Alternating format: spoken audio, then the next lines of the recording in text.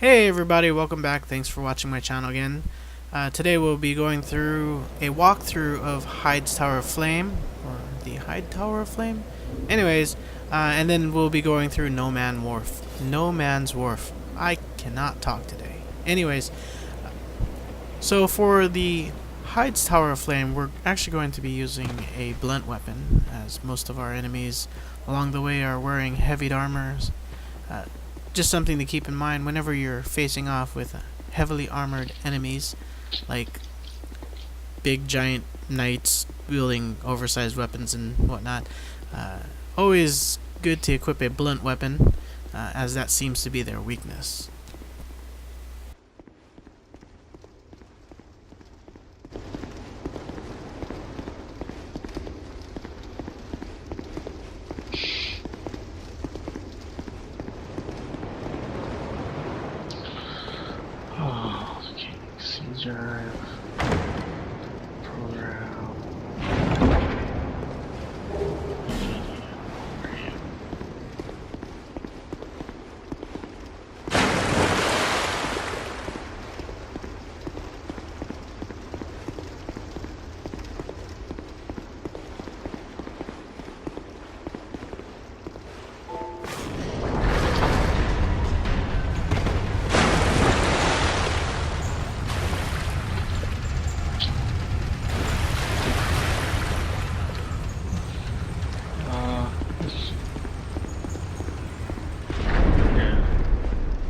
NBC.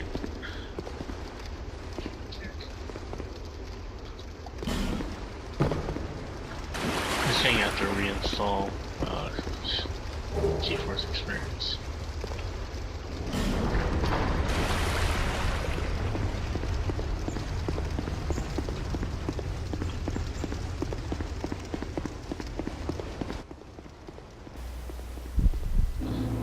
Alright, here we are at the Heide's Tower of Flame. You can see in the distance to the right there's the bonfire, the first bonfire for this area.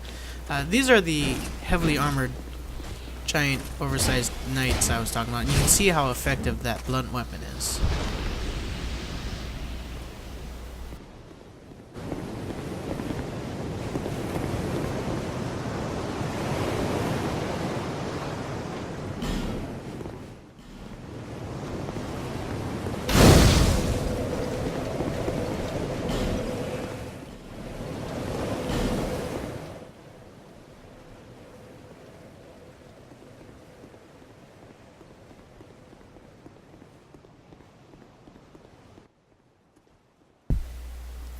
Now, one thing you don't want to do is get overconfident. You can see I was a little overconfident there and mistimed my rolls. Took a couple hits to the back. But again, you can see how effective that blunt weapon is. Just didn't give him a chance. That was a Sublime Bone Dust. It only drops once from that guy. You want to head back to Majula and actually burn that at the bonfire in order to upgrade your Estus Flask to +1. So the trick to Heide's Tower of Flame before the boss fight is to raise the inner and outer rings. Otherwise you'll be fighting the boss on a platform surrounded by a drop into the water. You can see this is the first lever. It'll raise the inner ring.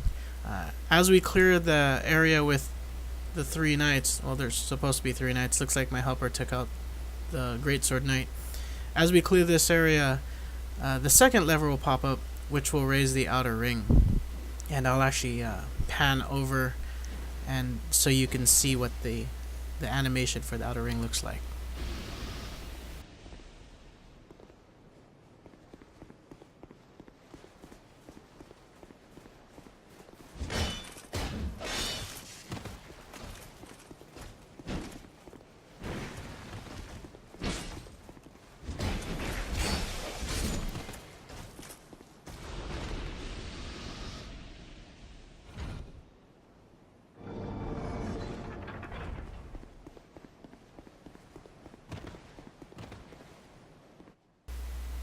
And there you go.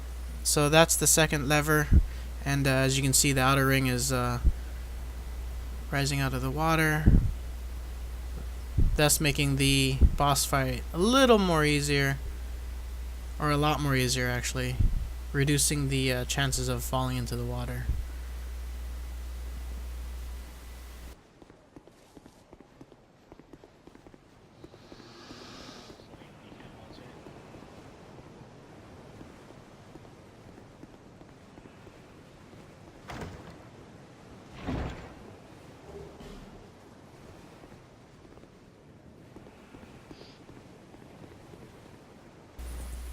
So during this boss fight, I'm actually going to summon an NPC.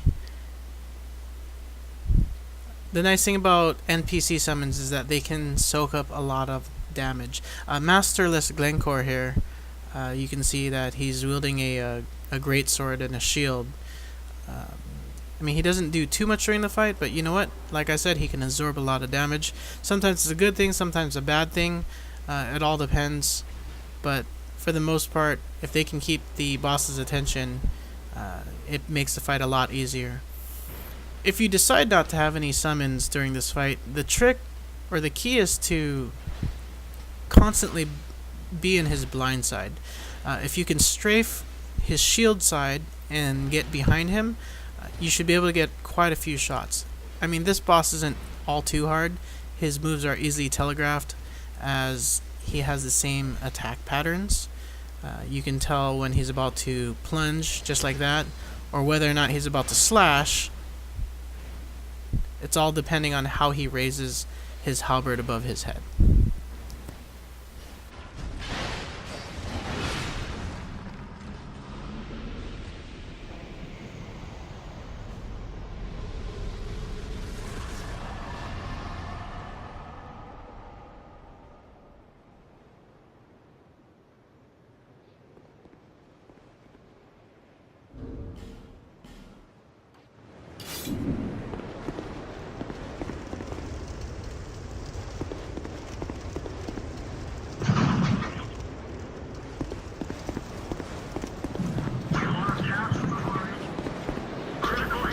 As we move forward, we run into the second bonfire in the Heide's Tower of Flame. We also meet Licia of Lenelt. She's a cleric, at least I hope she's a cleric.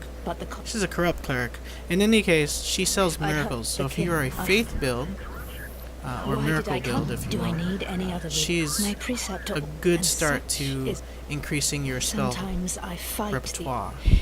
And being out here all alone. In any case, what you want to do is exhaust her dialogue so that she moves herself to Majula. That way we can go ahead and move on. We'll be using her later on in order to make our way to Huntsman Corpse. But for now, after we're done going through her dialogue, we're actually going to make our way towards No Man's Wharf.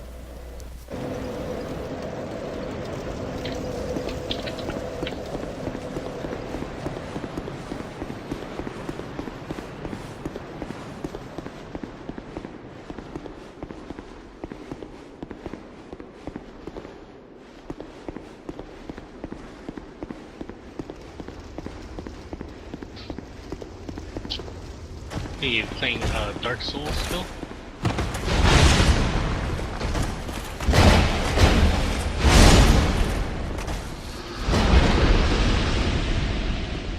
You wanna play tanks with me?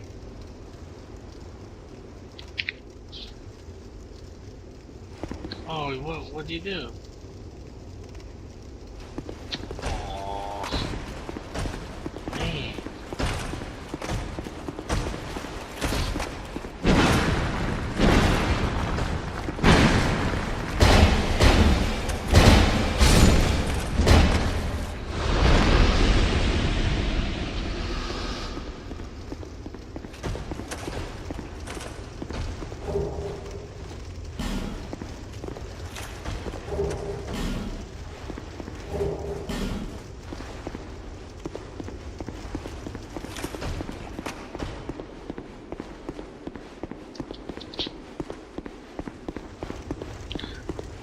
Don't you have a lot of experience on the KV4?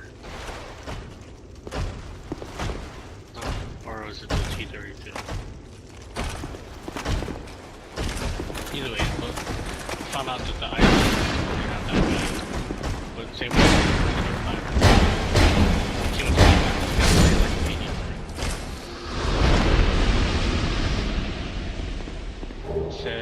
T110 E5, you just gotta play it like a medium tank.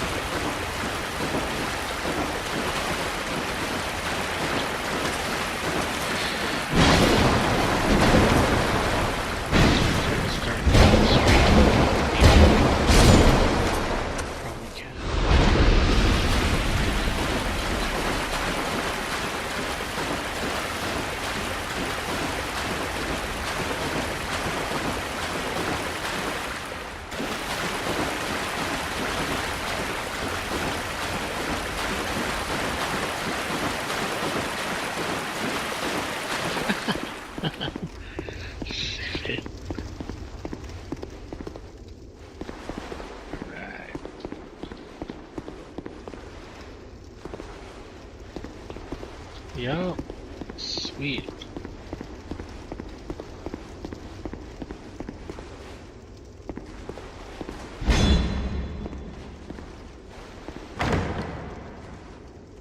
Did you get a, oh, what do you call that?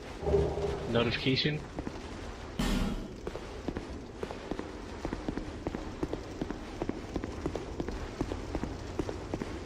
A notification that I started streaming?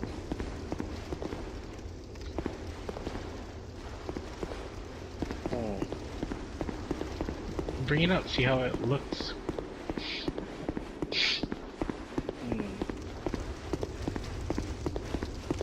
How do you do that?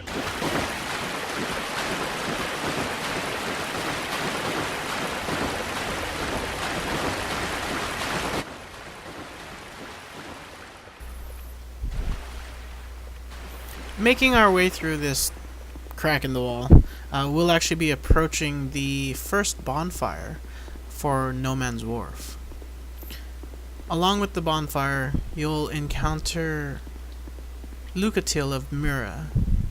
She's an NPC that has her own storyline. If you continue to find her and talk to her, she'll make herself available to summon during certain boss fights. I do believe that if you summon her in 3 boss fights and she lives throughout all 3 boss fights, you have the opportunity to receive her weapon and armor. I'm from the land of Mira to the far east, across the mountains. They say Dran Lake brims with powerful souls, and so I came to claim my share. But what a strange place. Even the rumors did not prepare me. You are an odd one indeed. Well, you've made a point of engaging. I can see that you are mid-journey. If you require assistance, I will help you. I come from Mira, a land of knights. My sword is always ready. Don't hesitate to call upon me. Whatever happens, I won't be missed.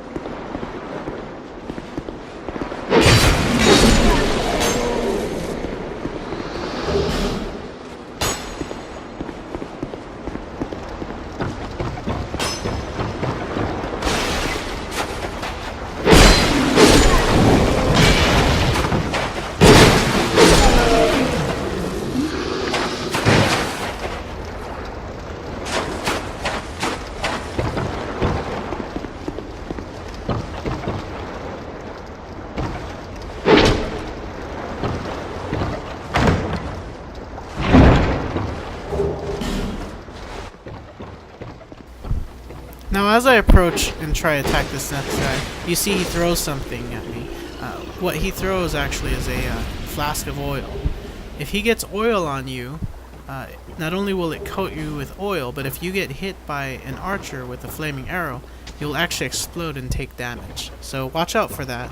If you can avoid getting oil on you at all costs, please do so. Even blocking a flaming arrow will set you on fire.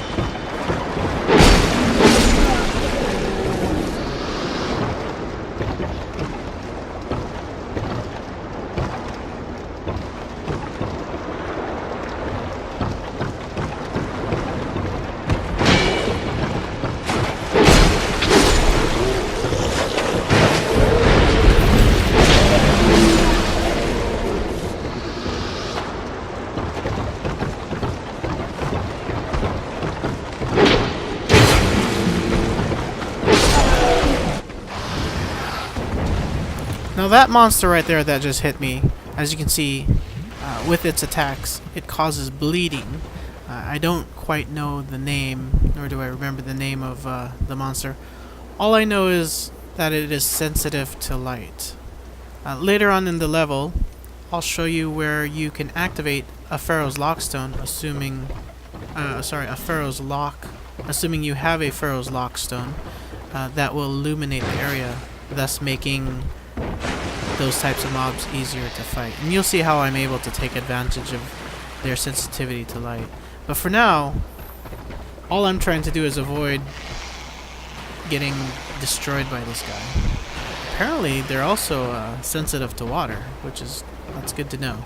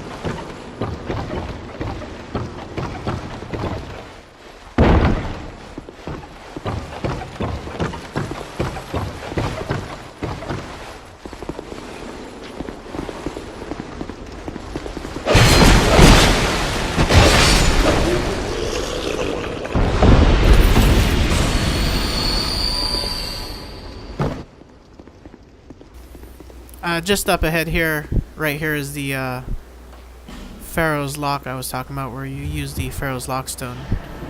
And doing so illuminates the brazier that's on the top.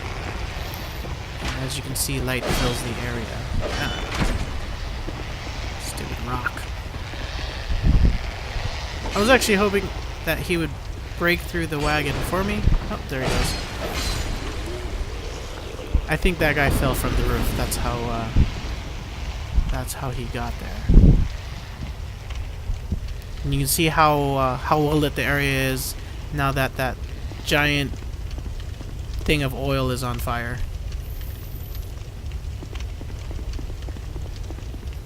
Having that there will actually make not only navigating the area easier, but fighting those four-legged or whatever things with big hands that cause bleeding. I really should learn the names of these mobs.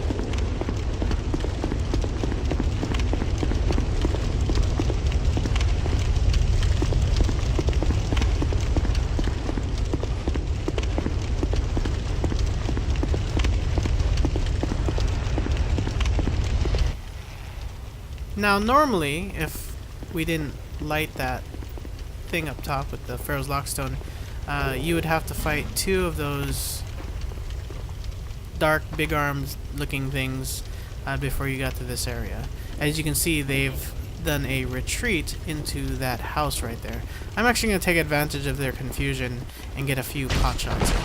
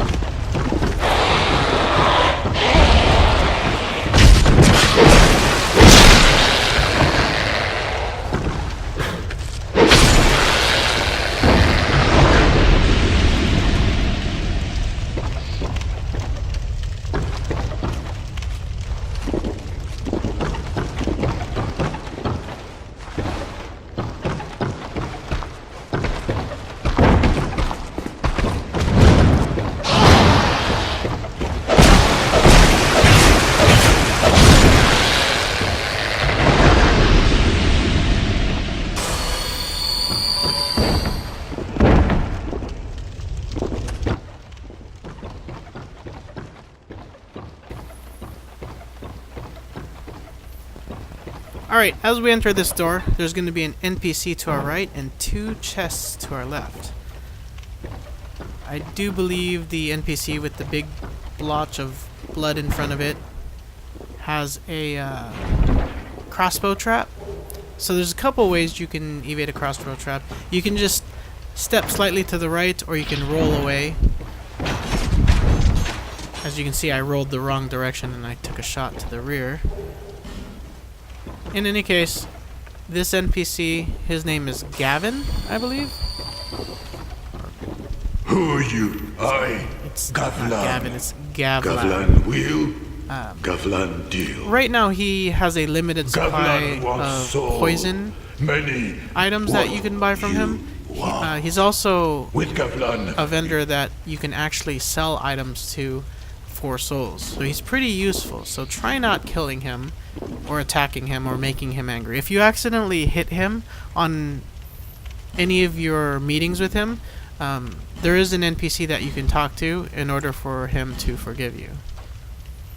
However, if you do kill him, like a lot of other NPCs, you'll be able to visit the area that you killed him and pay, I believe it's 3,000 or 2,500 souls to speak to their spirit, and in that manner you'll be able to interact with them as if they didn't die.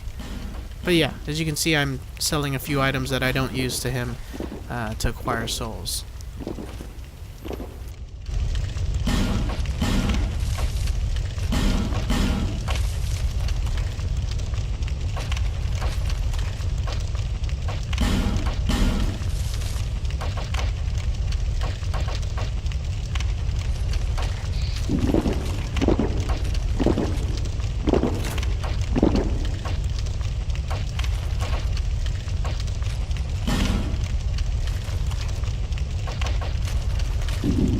Many deep.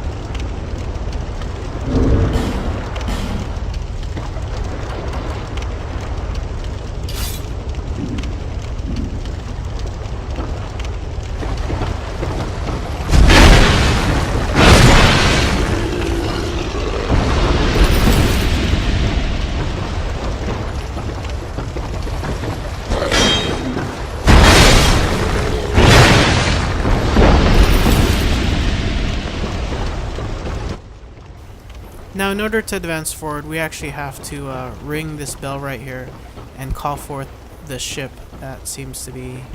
It looks stuck, to be honest. But who am I to judge? It's right there.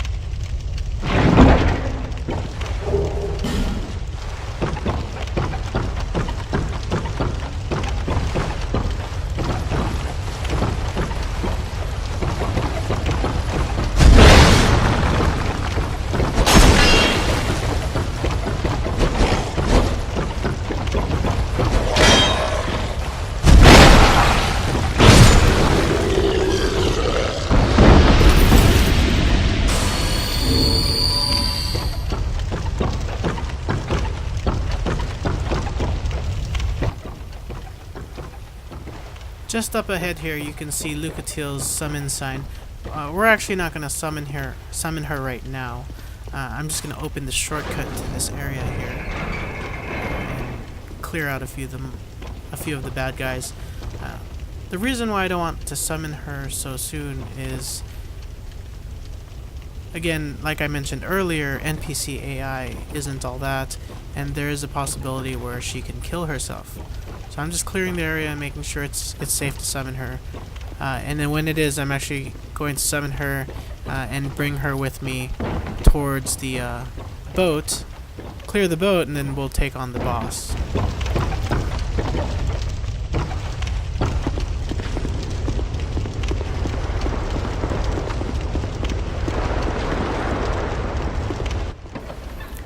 This area right here actually has a few goodies in it and a few enemies. Watch how I dispatch them.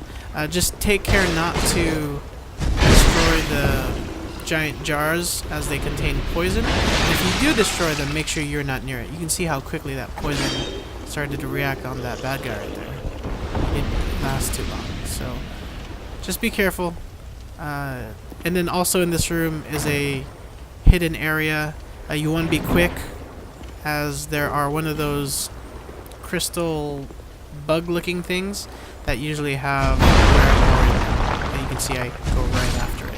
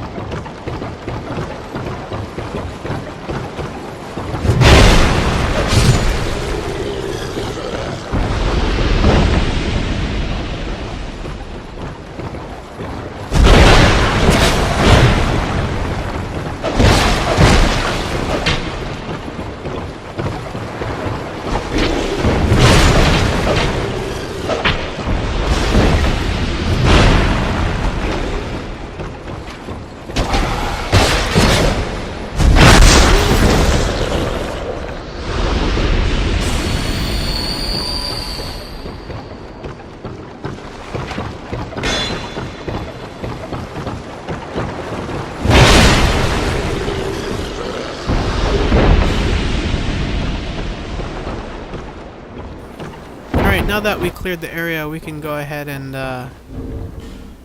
head for the boss. But before that, I'm actually going to change my weapon. You know, again, depending on your playstyle and the type of boss you're fighting, you really want to match your gear to the situation. As you noticed earlier when I made that roll, I was actually really slow. That's because of the weight of my current weapon. So without sacrificing too much damage, I went with a one-handed weapon that I can swing quickly, or quicker, and still be maneuverable as well. In fact, I'm going to enchant my weapon with a dark pine resin just to give it added damage. But with Lucatil in tow, we're ready to go ahead and face off against this boss.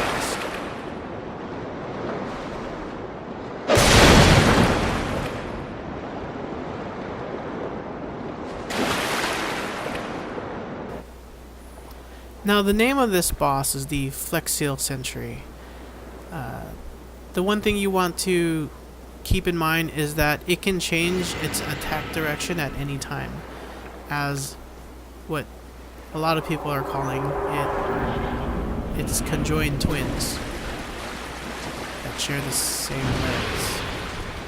In any case, it's weird, okay?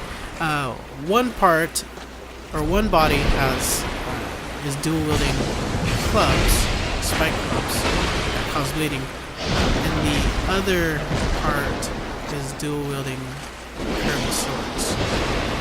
So you can see I'm actually using Lucatil here to soak up some damage. While the Flexile Sentry is focusing on Lucatil, I'm taking pot shots. Now if you fight this guy alone, similar to most bosses, it's got a set attack pattern.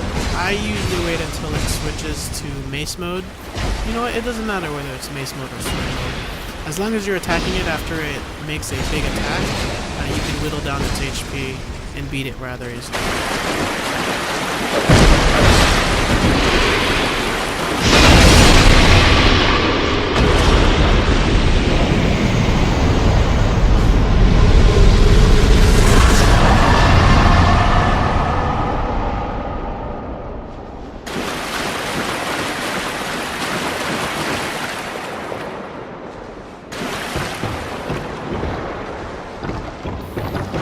Alright, as you climb this ladder right here, make sure you loop around and grab the chest. This is your intro to Pyromancy, so you get a Pyromancer's Flame and Fireball. Cool thing about Pyromancy is it's not stats based. And then after you're done, go ahead and click on the navigation wheel and move forward to the next area.